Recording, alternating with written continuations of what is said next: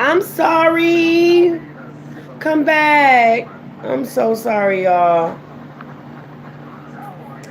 I am so sorry. It said rotate device. So okay, here I go. Here I go. Here I go. Here I go. Here I go. Here I go. I'm sorry, y'all. I'm so sorry. I am so sorry.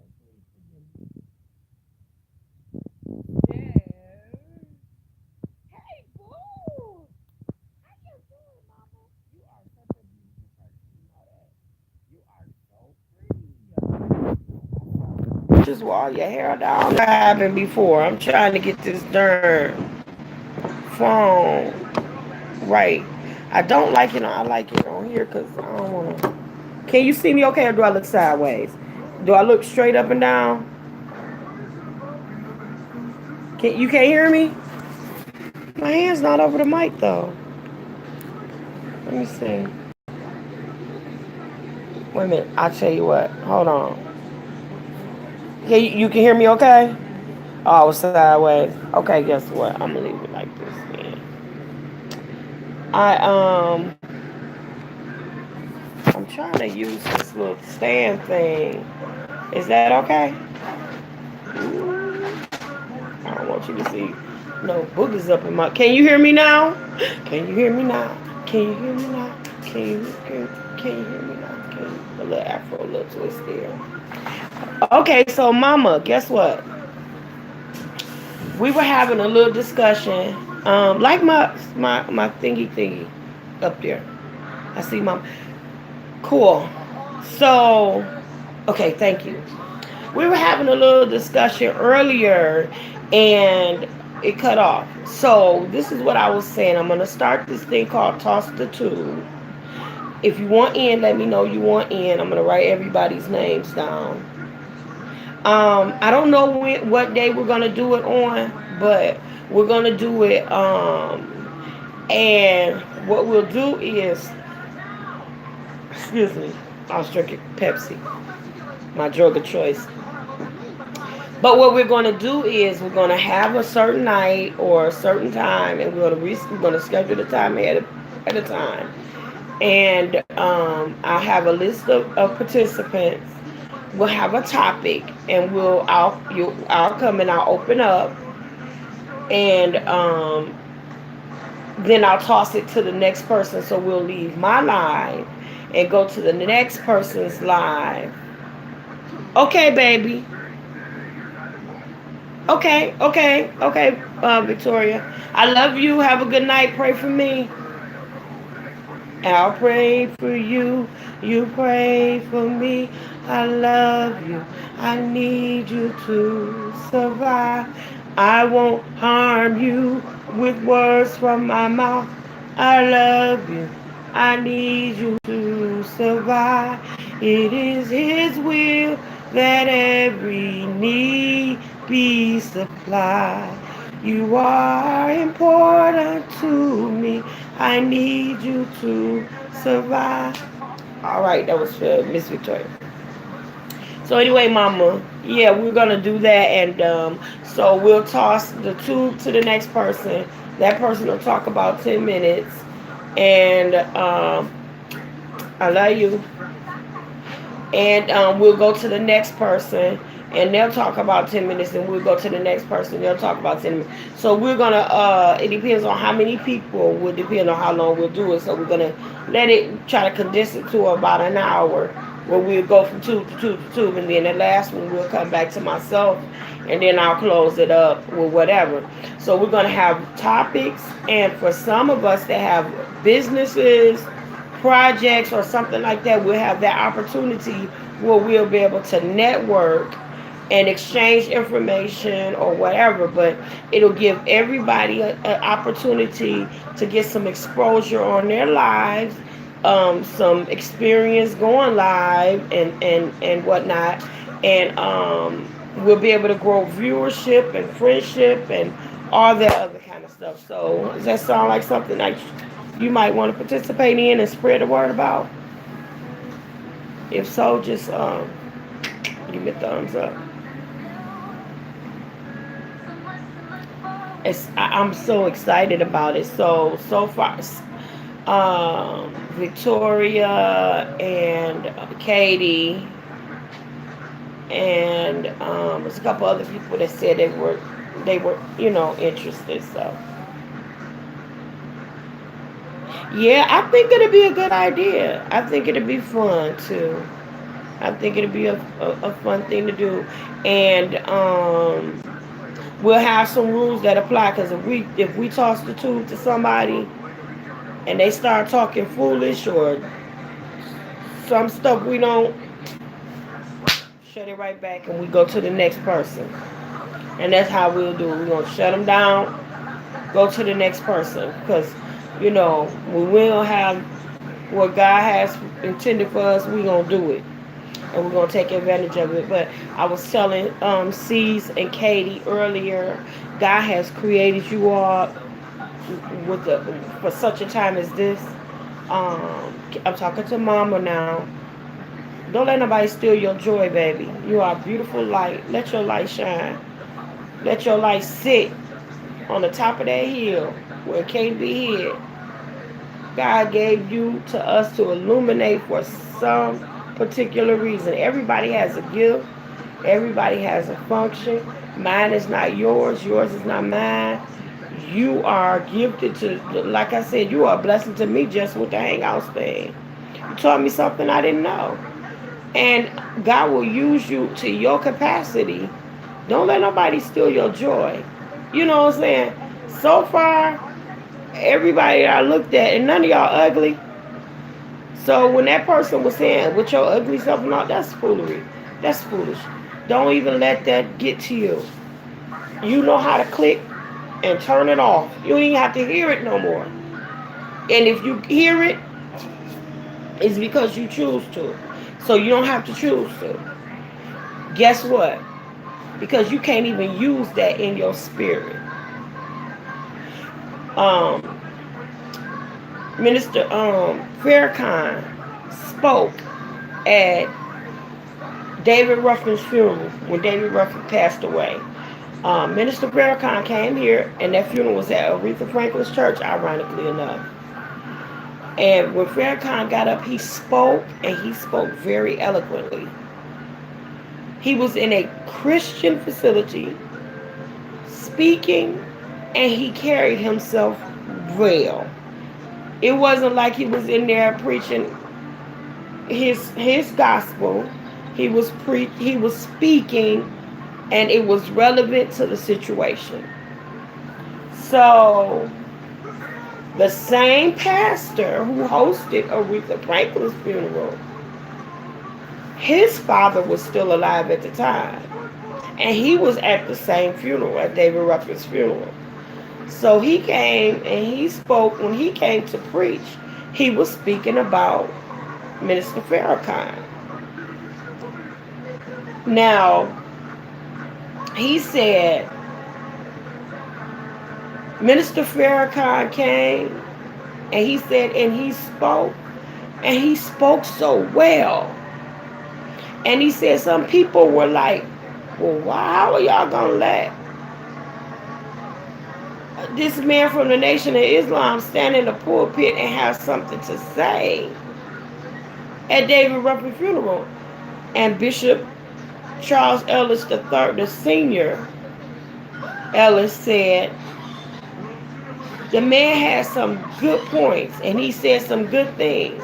And he said people need to learn how to eat the meat and throw the bones away. So you need to be able to take from it what was good and what was beneficial to you and throw away the rest. And that's what I want you all to do. Every relationship you have, it had a benefit to it. Whatever that benefit was. And it had a season. If the season is over, let it go.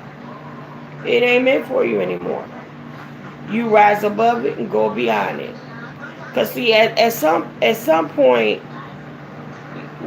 you letting go, and the other person may not want to let go. And the other person But now they're holding on because they're still benefiting from your relationship. But you're not.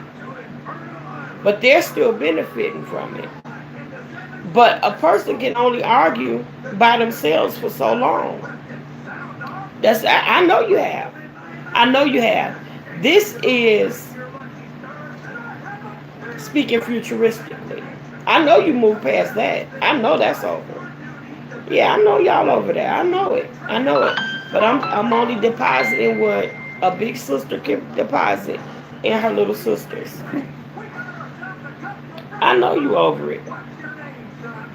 And you did well with it. But I don't even want you to give that much energy to nothing else ever again. Because it don't even deserve your time. You better than that. You better. You don't even need nothing like that to spoil your spirit, baby. Mm-mm. That's a ugly pimple in the middle of your forehead. You don't even need that. You're too pretty for it. You're too beautiful, all of you. Queens. And that's mm, mm. So going forward, that's the way you treat it. There was an experience. You learned from it. You got over it. You got past it. Amen. But it'll never happen again. And I know it won't. Because I love y'all, man. Y'all just don't know. The impact that you have on me, just imagine.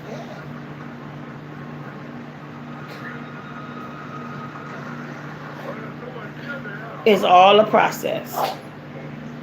It's all a process. You had to go through it that way. You had to go through it that way. You had to.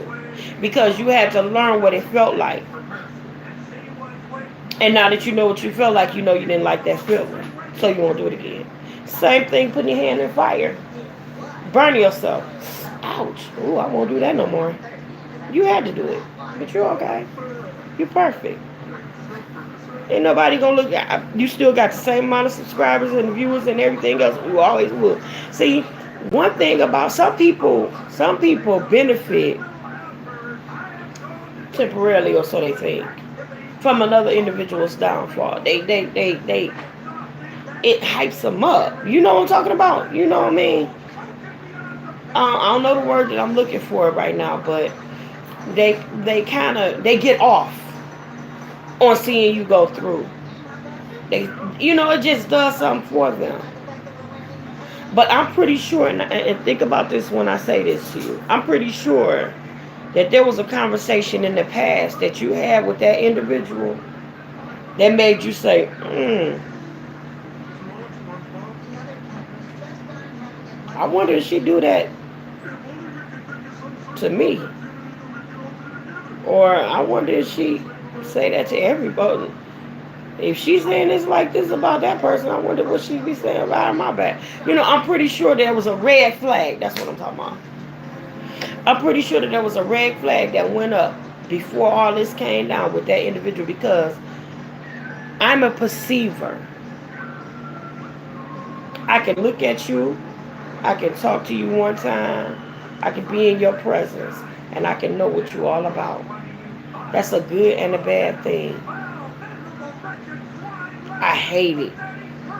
Because sometimes I see stuff I don't want to see. And I'm going to tell you where I get messed up, y'all. And I get messed up on it all the time. I see it and I ignore it. Because I don't want it to believe it. Yep. The first time I say that foolishness, you saw that foolishness, you quit supporting. Right there. You quit supporting, but where was your heart at? Where was your heart at? Your heart wanted to forgive, didn't it? Your heart wanted to say, well, maybe it was just a bad day, or maybe it was just a one-time thing, or maybe it wasn't. Your heart wanted to forgive. Yeah, because that's your heart. And with Katie is the kind of person that, from what I can see, Katie is the kind of person, you are the kind of person first. Let me get it right and let me make sure it's right, and that's that. Katie is the kind of person, don't mess with nobody I love. Don't, I ain't trying to hear that. And C's is the kind of individual, don't put me in no foolishness, because I ain't trying to hear it. Don't put me, you know what I'm saying? So when you get in a situation like that, but you still trying to give a person the benefit of the doubt, it hurts you. It hurts you.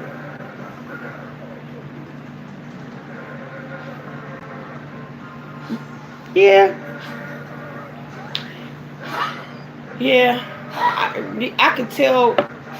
Yeah, because I'm not trying to say too much because I don't know that individual personally, but I know what I saw, and what I saw kind of touched me in a bad. It gave me a bad taste in my mouth, so to speak. It might not mean anything to her because she don't know me. She may not ever know me. She may not ever come across me. You know. Well, yes, you will, because at some point in time, our paths will cross. It's a circle. You know, it's bound to happen at some point in time. But you know, I could care. You know, I could care less because I'm for right. Right is right. Wrong is wrong. At some point, I should hope that our relationship will develop to the point to where if you do something that you shouldn't, you know, that I'm like, oh, sis, maybe you should have. I don't know, babe. That wasn't nice. That wasn't cool. That's not you. And you can take it and know that I mean well by it. And the same with me. You should be able to come to me and say, "Hey, Sis-Lo, that last topic, it wasn't fire. It wasn't. You know, maybe you could have approached it differently, or you remember what you told me about such and such. Well, you gotta take your, and I'll be able to receive it." So that's the kind of relationship I'm looking to build. I'm not looking for a relationship with, girl, let me tell you what she did. That be this, that be that. You will not get that kind of conversation out of me. You will not get that conversation out of me. Now, if we sister girlfriends, you going to get that, girl, Kroger got the sale card kind of thing. You know what I'm saying? Or, honey, you don't have to go. Let me tell you who can help you with that. You could go to this place or that place. I'm going to be resourceful and helpful. But I ain't going to tear you down. I ain't going to tear nobody else down. Yep.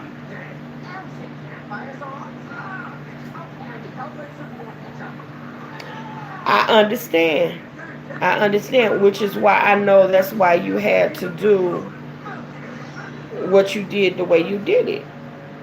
Yeah, after me give a name out of your mouth, I try to get to the point to where people recognize because I know I'm capable of horrible violence and nobody is worth it. We sit in trouble. But you know what? Just why you try to keep the peace. That's because you ain't as reckless as you are not going to have to be as reckless as you could potentially be. You ain't gonna do that because God ain't gonna let it happen. You ain't gonna do it. God ain't gonna allow it to happen. God ain't gonna allow it to happen. He got an arm of protection around you so strong, you don't even realize it yet. He ain't gonna allow it to happen. No weapon that's formed against you is gonna probably. It don't mean it ain't gonna be formed.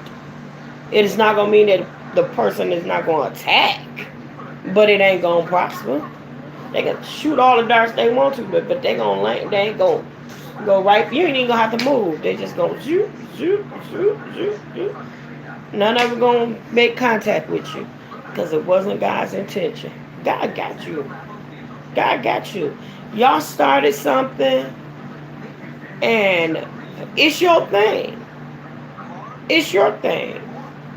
Whatever it is, it's your thing. It's the thing y'all started, and can't nobody do it but y'all. Can't nobody do it like y'all. It's your thing. You're gonna have some haters and some participators. But a lot of people take my kindness and call me for weakness, and they tend to want to put. So what? So what? They take your kindness for weakness and want to push your buttons. It's gonna happen. But guess what? But I stay prayed up. You know, Andrew Caldwell cracks me up singing that song because he don't never sing it right. I stay prayed up. That gets me bow. What is get me bow? I don't know. I don't know. But when you said that, that's what made me think of. That gets me by. And it helps me through my darkest hours.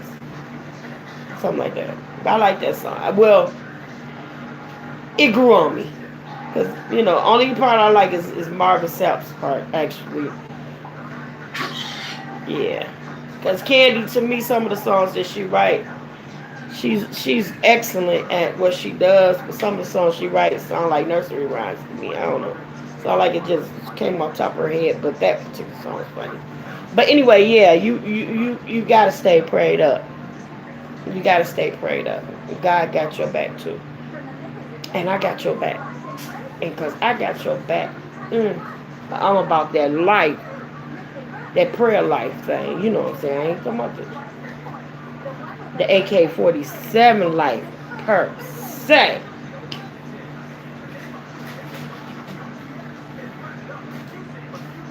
Oh my God, my daughter got my baby grandbaby chips. That's what the crunching is. You welcome, Sugarfoot.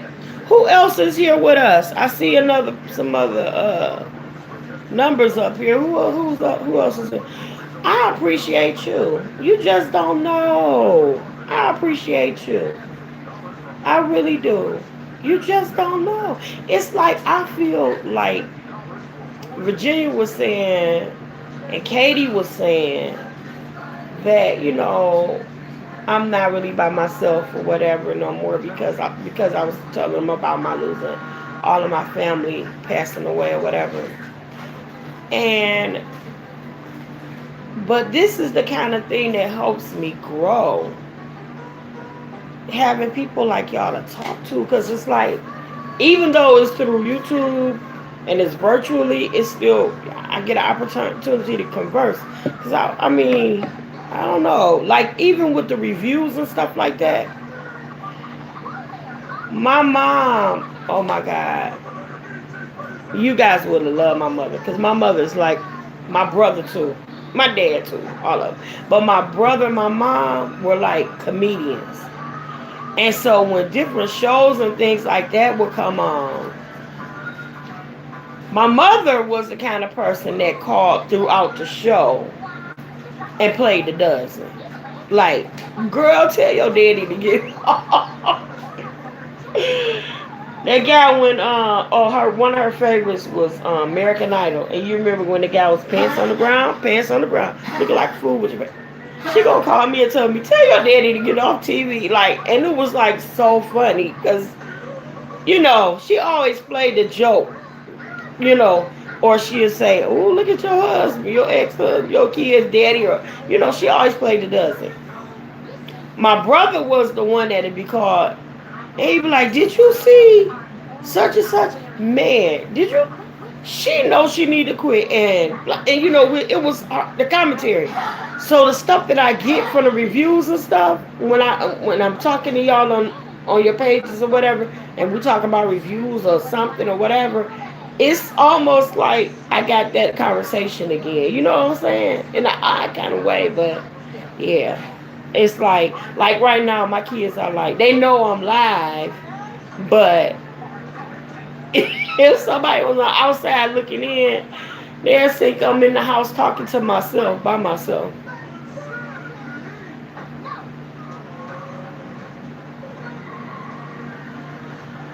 Well, I hope you let me in your inner circle, honey, because I want to be a part of your heart. I want to be a part of your heart. Not forever, Sis-Lo is. But I'm a protective person. I'm a very protective, nurturing, loving person. Very. And like, say for instance, if you, God forbid, and I don't think it'll happen, but if you sees Katie or any of y'all were to fall out with each other or something like that, I'm not gonna be that one to be like, girl, I told you, girl, and no, I'll be that one saying, we're gonna make it through this. Something's gonna happen. It's gonna get better. We're gonna make it through this because you don't need somebody to, make you angrier to help you be more and more frustrated. You know what I'm saying? You want somebody to help you through your situations, not go to your situations, if that make any sense. But yeah, that sounds good. Let me be a part. Let me be a part of your family. So y'all got a show or something planned for tomorrow? Cause I'm not. I'm new to it. So like, tell me what's going on. I think I heard you say something about something tomorrow scheduled for tomorrow, something like that. I need to go wash these greens so I could. I smell my meat in there. What's wrong with you, Rusty? You shouldn't have ate those chips. Now you're panting.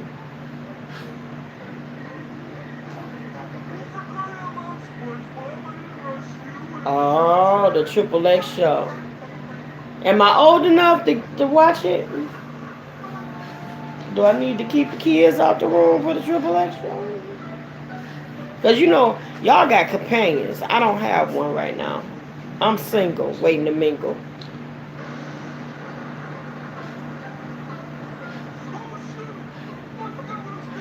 Y'all talk about sex related, not sex related. No, I'm just kidding. I see it. Um. Okay, but see, maybe I need to stay out that conversation because I don't want to be getting all tensed up and then I gotta be sleeping by myself.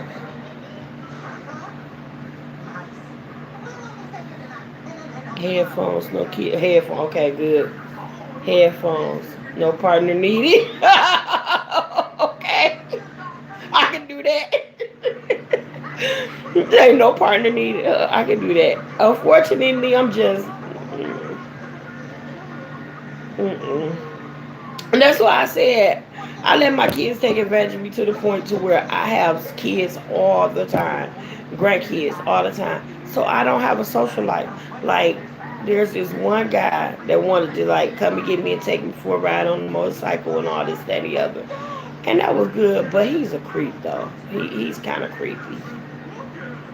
And I think that's really what turned me off. So the kids gave me an excuse. Oh no, I got to babysit. The kids kind of gave me an excuse not to go, but he's like, you know, he's one of those guys, mama, that got his, like, he got his thing together as far as finances. He got paper. He got quite a few cars and all this kind of stuff. He got a nice house he just purchased, not too far from me, out in the burbs or whatever. Bachelor pad, girl. His toilet lights up in the dark, so you can't miss your aim. If you know what I'm saying, it's crazy. But and then he got it's a bachelor pad because it's like he hit the remote, the lights, the lights start flashing, the lamps start swirling different colors, the toilet light up. It's so hilarious, but he's kind of creepy at the same time. He had the weight loss surgery too, so he used to be a real big dude and now he's small.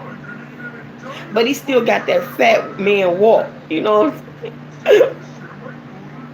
I'm trying not to laugh because when I first met him he was real big with a real big old head, girl. Sexual labor zodiac sex. Oh, okay. Okay. Maybe I'll be able to use it one day. But before he lost weight, he had this big head, like a real big head. And you know those little hats that the guys in the show tunes. He's a real good guy. The little straw hats with I don't know what they're called, with the little band around it. So he liked hats, and he had one of them hats. When he walked, he was so fat he would walk like this, cause he was wobbling like when he walked. So now that he's smaller a lot, like hundreds of pounds smaller. But I think his legs are heavy because of that excess skin. So now he walk and he scoot like he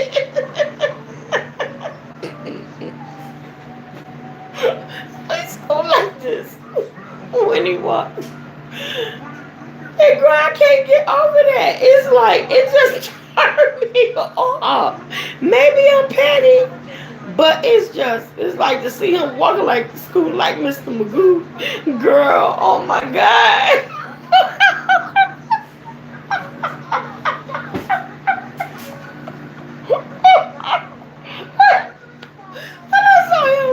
When I saw he was like, he was trying to be cool with it though. He was like, like if you don't scoot your tail, girl, I'm sorry. I was like, if you don't scoot your tail somewhere, sit down. Not sit, sit down. So came and picked me up. And he got this old school Cadillac, girl. It's really nice. It's a deuce and a quarter. It is like it's not deuce and a quarter. It's a Cadillac. I said deuce and a quarter, but it's not deuce and a quarter. It's a Cadillac. But it is no sut like SUT sundown. So look, he came to pick me up in the Cadillac, but he was like, "We supposed to be going downtown, and downtown is this way." But he went way out of town, which is that way where he lived. Hold on, let me get my drink. Hold on. So we went to his place or whatever. And I'm like, oh God, here we go with this. So I'm like, okay, cool. He said he wanted to watch Power. So I was like, okay, cool. So we'll sit and watch Power. The new episode was coming on at midnight. So we sitting over there, whatever. And now, listen. When I get sleepy, I get sleepy. Like, I'm ready to just go to bed, like kind of sleepy. But I'm at somebody's house. And you got to remember, I ain't stuck with nothing but kids for years. So we sitting on the sofa or whatever. So he ordered out. And so, I ate nibbled a little bit or whatever. I didn't want to eat too much because I was already sleepy. So I don't even know if I should be talking about this on here, but anyway. So I sitting there, we watching Power. So he had been sipping a little bit. So once he started drinking or whatever, he started like getting relaxed because he at home, he had ate something, he got relaxed, and he started going to sleep. So he started hiding on me. I'm sitting back up like this, but I was on the other end, so I was kind of leaning on the arm of the thing. So I'm sitting back like this, and I had got comfortable. This dude leaning on my arm, like talking to me. At first, he just started leaning on my arm. He went to sleep. Girl, this dude he's sleeping so hard, he's slobbering on my arm. I'm like, that's so disgusting. I don't even know you like that. First of all, how you go? So I'm like, okay, golly. I let this dude go ahead. I was like, get a couple of Z's in, because I'm getting, girl, yes, my God. So I skillfully, when he woke up, when I started feeling it, I'm like, like, so I moved in such a way that it would startle him to wake up. So he caught himself and tried to play it off. And so when he got up, he kind of played it off. He kind of brushed to kind of dry it off my arm. And that's when I got up. Girl, I wanted to slap the snot out of him. This old joker. So that's when I got up. I was like, can I use the bathroom? I wanted to go soap up my arm, you know what I'm saying? I swear it must have burnt a hole in my skin or something. No, I'm just playing. So that's when I went in the bathroom. Went in the bathroom, girl. The lights was out. The damn toilet was lit up. Like red and green. It was changing colors and whatever. I was like, you see his breath. It was slobber. It was not just his breath. You hear me? Ugh. So the dang on toilet lighting up. I was like, well, dang, you ain't gonna miss your aim, are you, dog? So we go back and he's like, nah, yeah, it's kind of. Then he started hitting the switch, showing off his little stuff. He hit the switch, the fireplace thing came on. The fireplace, it was like a fireplace above the thing, and it started flaming up different colors, and it was a heater, kind of thing, playing music and all that. The lamp started spinning, and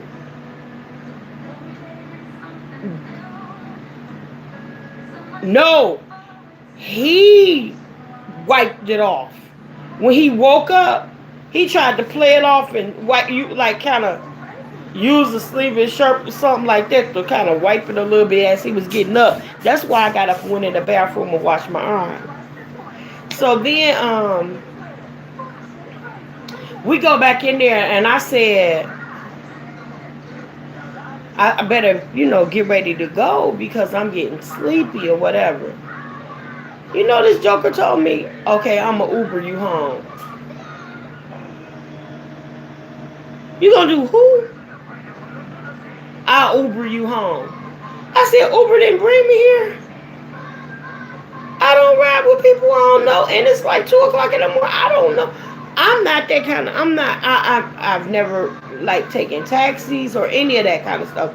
I'm sorry. Maybe I'm not privy to that because I've always been that type of person. Even with my children, I've always taken them everywhere they need to go. They really never. One of my daughters begged me to let her catch the bus to school, but I know why, because she was skipping. But anyway, I'm not interested in like to right. I ain't interested in none of that. But he said he was gonna Uber me home. Right. Why would you, Joker? I'm sorry. This your first time. I'm sorry, girl. I got too extra happy. Now, this is your first time really even being able to take me anywhere or whatever. And the first time that you take me out, you're going to tell me that you're going to Uber me home? I said, no, Uber didn't bring me. He was like, what's wrong with Uber? Dude, I'm not riding with Uber. You brought me here. You're going to take me home. And that's just that. Now, I give you a couple minutes. He was like, well, I'm just saying I'm a little tipsy. Girl, wait a minute. Oh, let me tell you this little part first. There's another part that made me, because the Joker was asleep. But he waited till I like kind of dozed off a little bit because I was going like this. But I had sat back and he had started falling asleep. And so I had like kind of like, and what really woke me up was when he was laying on me, he had one hand in such a way that I'm trying to figure out how he was doing. I don't know how he was doing. But anyway, his hand was on my knee. And just say this part was my knee. This creep, this is why I say he creepy. He started doing this.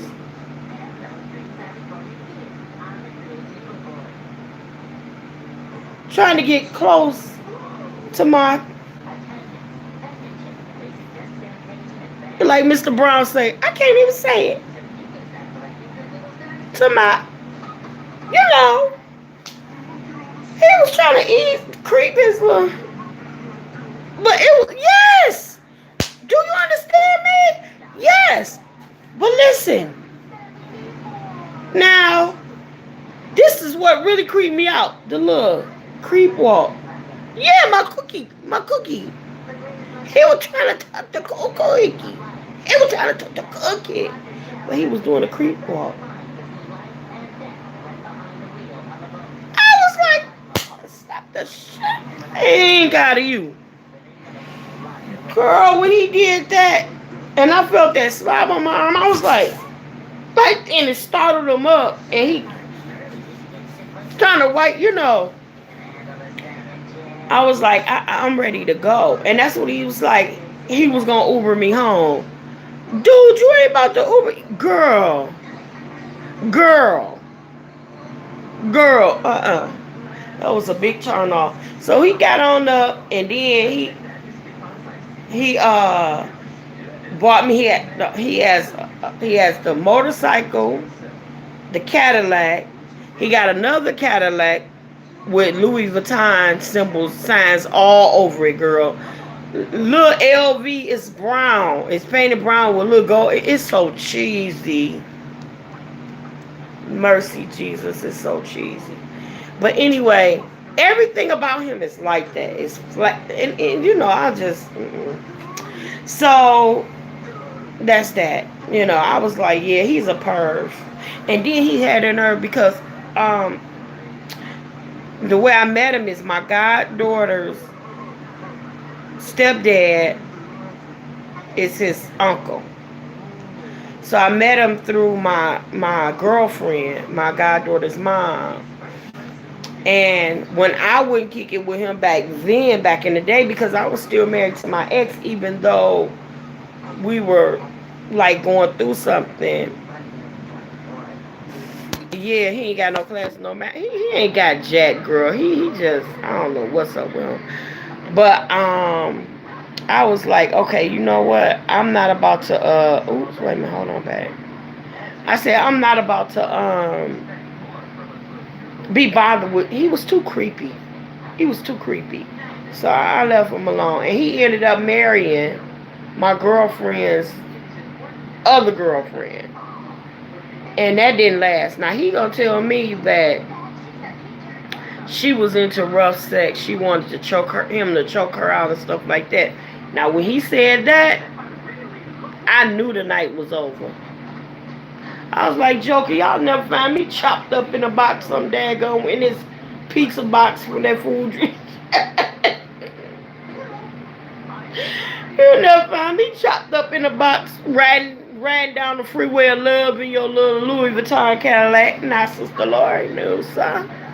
So, my baby. I had to let him go. Yup. Check, please. Yup. And that's what I did. Check the heck out. I was like, no. So I'm just leery. Like, I've not had good luck with guys. You know what I'm saying? Like, both of my ex-husbands were jerks. They both cheated, and they had no reason, honey, because I'm a good wife. I'm a good woman. I cook, I clean, I put it down, I do what I got to do. They ain't have to worry about nothing. I help with the bills. I do whatever I got to do. I take good care of my kids. I don't understand why. I just got a bum deal. And when I love hard. I just, and I settled. I didn't have to settle, but I did. I didn't know then, but I know now. I didn't have to settle, but I did. So I'm just, I don't want I just don't want the drama. So I've been by myself. Oh my God, wait a minute. The one guy that I was I was seeing him for probably about 5 years. Okay. And he's an older guy. So I'm thinking I'm safe because he was an older guy. Yeah, well, that's a good thing, babe. That's a good, wonderful testimony. And I pray I give you a lifetime with your hubby. I pray it works out. And I wanted that testimony so bad. When my first husband, I was with him. We were married for 11 years. and we had 2 children together. My second husband, we were together for 5 years before we got married, and we were married for 5 years before the divorce was final. And he divorced me. That's what his woman wanted him to do, and he did it. So, such is life. My first husband, he decided he wanted more out. And now, mind you, we got married when we were 23, and I was his third wife. He got married when he was like 19. He got married again when he was 20, 21, and then he married me, and we were 23. But we were married for all those years, and he walked out on me, the kids, the ministry, everything went that way. That with no real reason. So, see, see, and that's something else that lady said, something about uterus or something like that. That was really disrespectful. That was really disrespectful. And it was unnecessary. When people try to go for the jugular like that, there's something really, really dark and broken within them. You know, it's something that's not, yeah, something not right in them.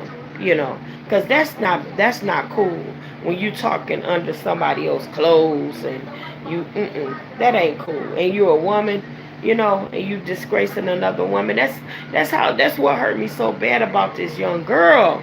You understand me? That girl stabbed that baby, chased her around the classroom laughing, stabbed her again, steady laughing, trying to get back at her, stabbed her a third time and punched her, and then turned around and said, I hope she die. I want her to die. She did this. A 17-year-old girl did this. So when you can be 17 and do that kind of stuff, you know what? It ain't. I know people who got 15, 12, 30 kids. That ain't nobody business but you and your husband. That ain't nobody business. But to talk about somebody uterus, this, that, and the third, that's ugly. And it's dark. And you better hope you don't get swept away in the midst of that storm you in. That's not right. That's just dark and ugly. Anyway, I didn't mean to cough that back up. But it made me, when you said about the kids, that made me think about it. But you have a wonderful support system because your man's still there. A lot of us don't have that testimony. And it ain't because we were all bad women. You know, understand what I'm saying? Some of us just got a bum deal. But for all the people who have successful marriages and are happy and their children are doing well, I thank God for you. I did the best I could. I raised my kids by myself.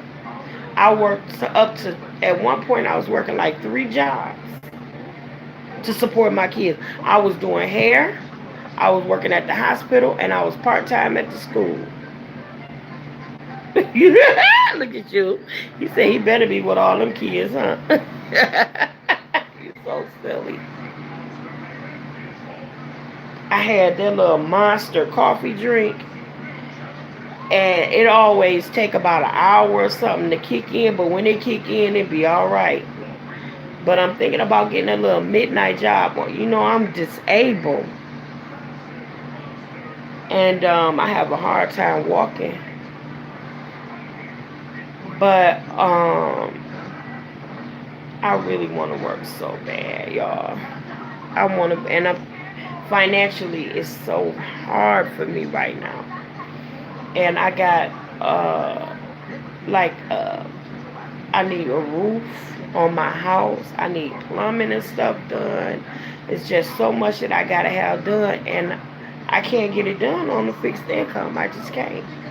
So I want to start working this little midnight job.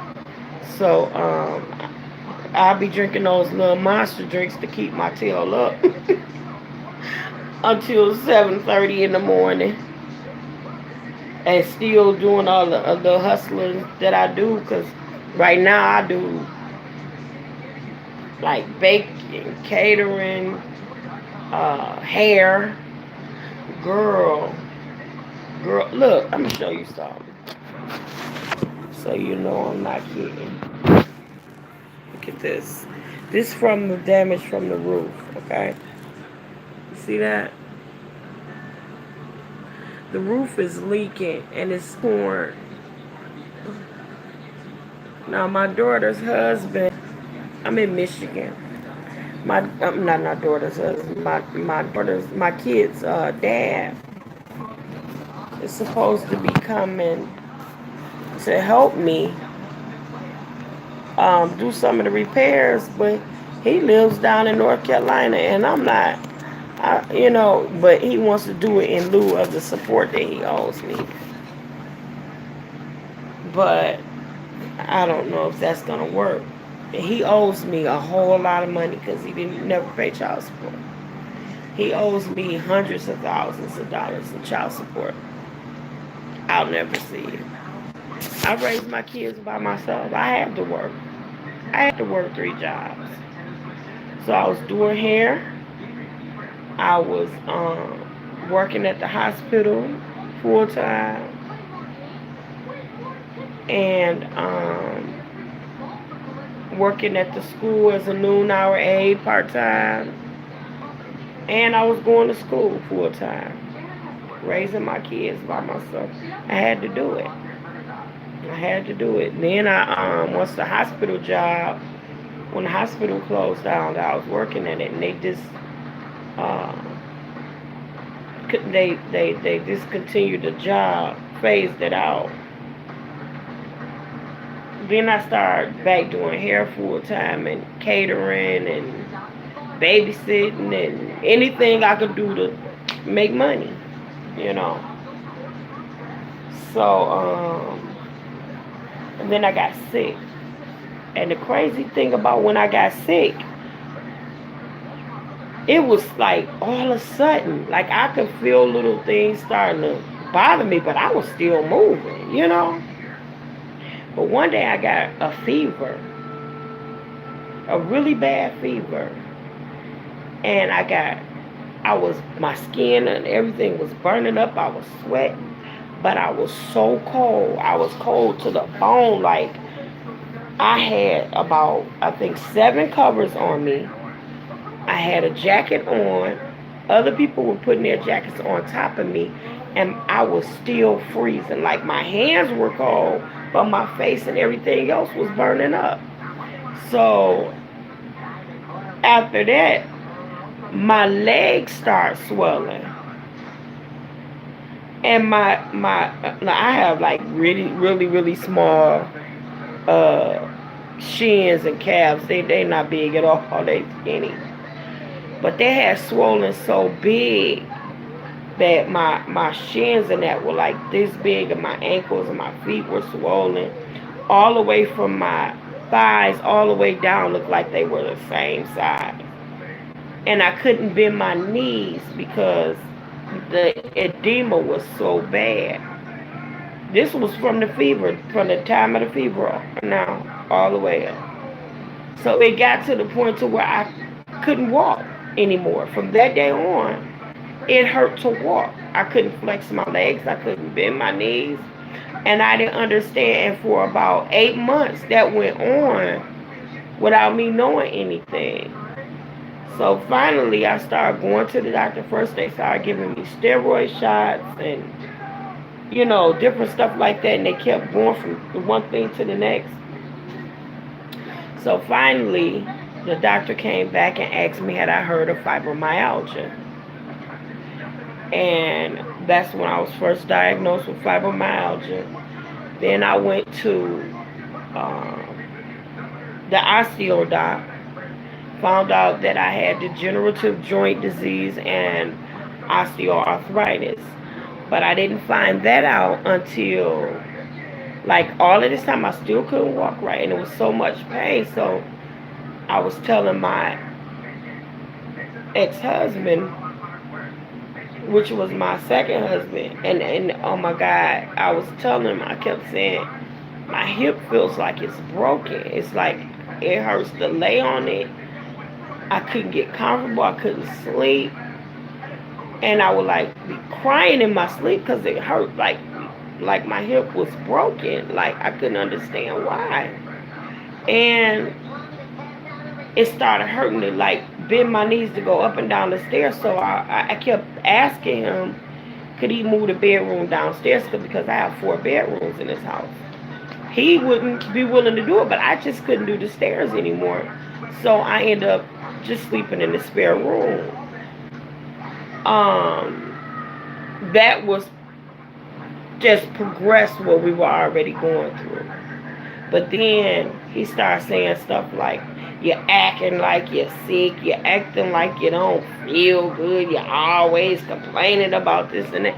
Like I was doing it just to get at him or something. I didn't understand. So, eventually that thing phased out, and that's when like about, he and I were broken up for about, yeah, it was terrible.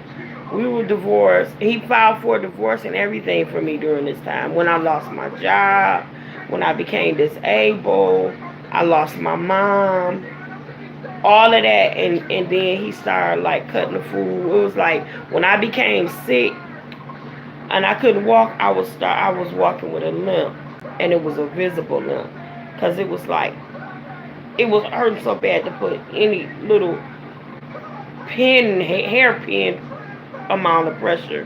It hurt so bad, like I don't know, it hurt so bad I couldn't think about it, because it felt like it was broken, like I was walking on a broken leg.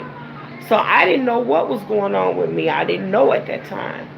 So he left. He was like, he would walk way ahead of me because he didn't want to be seen with me because I was limping when I was walking. So he finally was over. So when I finally started seeing this older guy, was like, I met him at church, and this was like, let me see, it's 2018 now. I met him about 6 years ago. 2012. Yeah, so this was about 3, 4 years after I was divorced. Girl, I'm better now. God is good.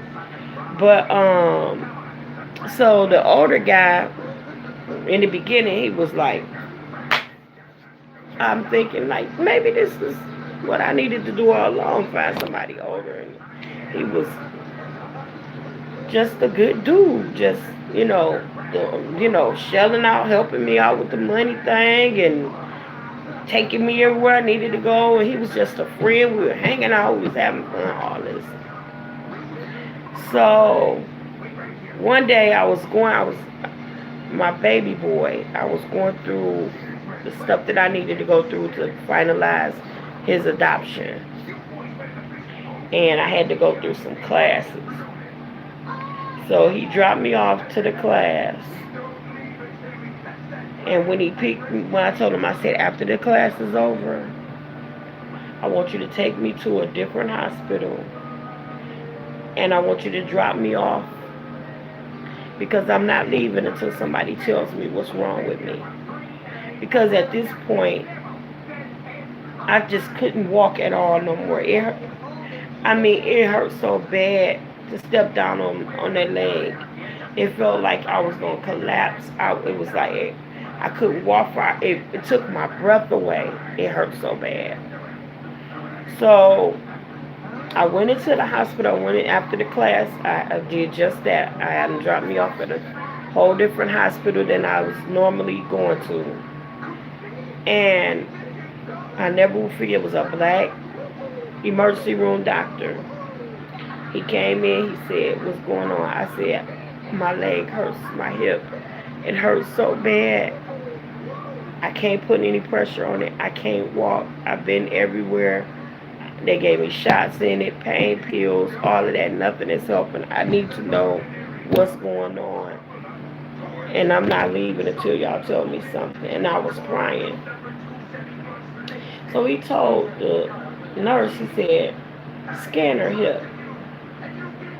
So they took me for a scan, a CAT scan. When he came back in that room, he said, baby, you don't even have a hip. It's totally disintegrated. The pelvis, the little ball joint, the little ball that separates the pelvis from the femur was gone. And half, but you know how your hip had a little butterfly looking part, half of that was chipped away. It had been so bad that the femur started to fuse with the pelvic. So they were that little joint that would separate them.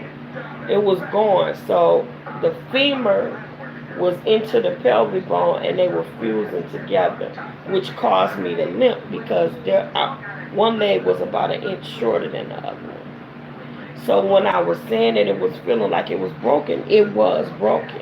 And I had been walking like that for like 5 years before I knew what was going on. So I'm walking, I'm working, I'm functioning, I'm trying to still be normal, but I didn't know what was going on with me. But that was it. So he said, we're going to keep you here because we're going to have you go through and we're going to have them draw some fluid to make sure that you're not septic. Because I had a fever and all that. And I was just, I couldn't take it no more. So I stayed in the hospital that time a week. So when I came in, that's when the osteodoc told me what my diagnosis was just degenerative joint disease, which is why the bone was chipped away, and osteoarthritis, which is why the arthritis and all that kind of stuff. And that I would have to have a total hip replacement. So, okay, so that did that. I waited, I had the appointment to go in and get seen and get all that set up, and I was scheduled to have the replacement. This was March. Nope. It was February. Nope, it was March, I think. Because I had been in the hospital in February too. So this was March when I got in the hospital. I was in there for the same thing. It was crazy.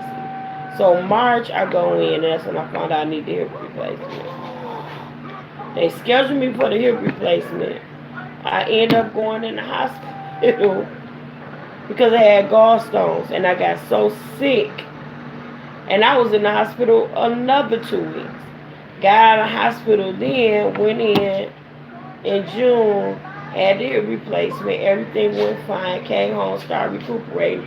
About a week or so later, while I'm healing, because I had also had hardware from when I broke my leg and had reconstructive surgery on that the year 9/11. I had the hardware removed, and the bone turned out the bone was infected. So my girlfriend, who was a nurse, looked at the scar and saw streaking, the signs of infection. She said, you need to get to the hospital right away. She wasn't even my home nurse. Yeah, girl. She wasn't even my home nurse. My home nurse didn't even pick up on it. But when I told her, I said, this stuff keep coming out this wound. And it was so yellow, it looked like egg yolk. It was infected. Girl, when I got there, I was almost septic. I almost died. I almost died. Right after I had that surgery, I almost died. It was great. That wasn't it. It was crazy. So when I went in the hospital, I was still going through the finalization of adopting my son. They wanted to keep me in the hospital, y'all. Guess what? 15 weeks. because the infection was so bad in my bone. It was about to be septic, and they were scared that I was going to pass away at home. They wanted to keep me in the hospital for 15 weeks. They had me go to a rehabilitation center because I needed IV antibiotics for 15 weeks to get over the girl. I said, I can't do that. I got my kids at home. I can't do that. Can't y'all do that at home? Well, we can have you go home with IV antibiotics, but your insurance don't cover it, so you're going to have to pay $1,500 a week cash. I ain't had that. I ain't have $15. Matter of fact, all I had was $150. And guess what happened with that?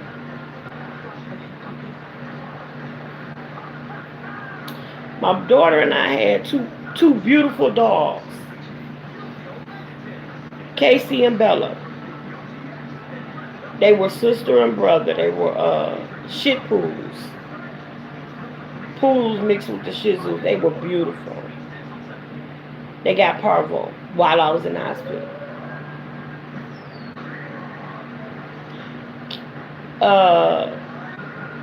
Bella passed away, and Casey started getting really sick. In order to save Casey's life, the last $175 I had, we had to pay it right then to start her own treatment for parvo. And then after I paid it, the last $175, y'all, he still passed away. We had to have him put down. But guess what happened right before I got released out of the hospital? My brother, before he passed away, when he was getting his sickest, he started going through these psychotic episodes. When I came home, my father, who was buried and everything else, my brother had packed my dad up and moved him out of my house. Way, like 20 miles away from me. And the lights and everything was in my dad's name. Had the lights turned off with my kids in the house. And I was in the hospital. So while I was in the hospital, fighting for my life, my brother had my lights turned off. And took my daddy away. Man, I thought I was going to lose it, y'all. I couldn't believe. I was like, my baby's in the dark. Y'all know, it took 3 weeks for them to come back and turn my lights on. Y'all know we live with a cord running from my house to the neighbor house. So it's like when people judge you, that the situation with Larry Nelson, even though everything's okay, let me say that, but with Larry Nelson was talking about Brother Jay and lifting the money and all this, that, and the other. Let me turn that down. Thank you, by the way, because I wasn't even paying attention to the kids had the SpongeBob on, but thank you. That's why when he was taking up the money and giving it to people, I was one of the people that he gave some money to help, because I had a situation, and it helped me get above it, thank the Lord, but it helped. So I say that to say, when people are on the outside looking in and judging situations, you got to be careful, because you really don't know what's going on. And stuff can happen. One incident in your life could change your life. One bad incident could cause stuff to tumble and change your life. Because that could have took me out of here, y'all. But it didn't. I'm still here. By the grace of God, I'm still here. I'm still here. I don't know why God got me here, but I'm still here. All my family all around me is gone, but I'm still here. My roof is leaking. My plumbing is leaking, but I am still here. I almost died died in that hospital bed. Almost died at home because I didn't even know I was that sick. And I was still, listen, still lifting my dad, still turning him, still changing his, still feeding him, still doing everything I could do to take care of my father and my brother. And my brother did the stuff he did to me. I forgave him and still took care of him and was right there when he took his last breath. But I'm still here for whatever reason. But you know what? I don't want to leave this earth without fulfilling it. I don't want to leave this earth without fulfilling whatever it is that God called me to do. It would be a shame, wouldn't it, for me to have gone through all of the things that I have gone through in my life and not fulfill whatever it is God got for me. I gotta do it, y'all. I gotta do it. And if it means being connected with each and every one of y'all, then so be it. My work is done. My work is done, and I thank God. Well, I've been over here an hour with you guys this time. A little bit more than an hour. I don't want to hold you guys up.